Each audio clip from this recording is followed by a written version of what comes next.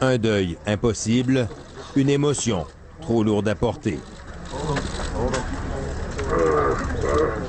Terrence Floyd tenait à venir visiter le lieu où est mort son frère, George. Il lui a fallu une semaine pour trouver la force et le courage de le faire, aidé par son pasteur.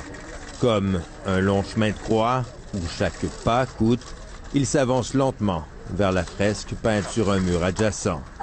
Un moment de silence, puis un salut.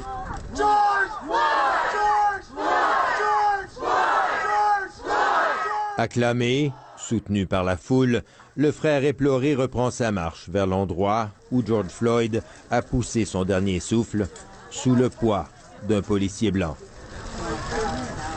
Il pose le genou par terre et puis se crie. L'expression d'une douleur trop longtemps contenue.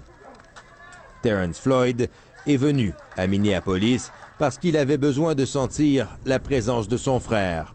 Mais il avait aussi un message à transmettre à la communauté et plus particulièrement aux émeutiers.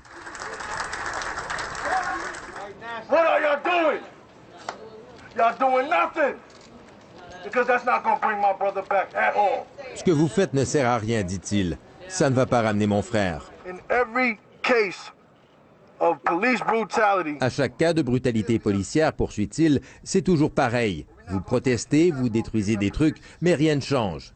Alors cette fois-ci, faisons autrement. let's do this another way. Let's stop thinking that our voice don't matter. That's right. And vote. Arrêtez de penser que votre voix ne compte pas, conclut-il, et allez voter. Voilà comment on les aura, car nous sommes nombreux. And that's how we gonna hit them. Because it's a lot of us.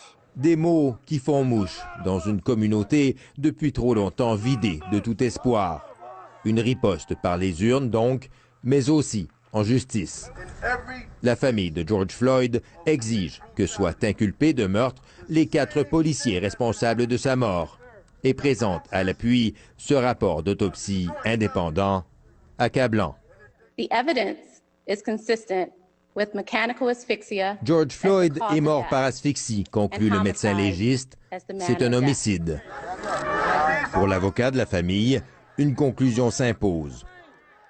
They want a first-degree murder charge. Ils veulent des accusations de meurtre au premier degré, dit-il, car la vie des Noirs et celle de George comptent. Black lives matter and George Floyd life mattered. Kay Bolanos rêve d'une justice et d'une police au service de tous, mais elle se dit réaliste.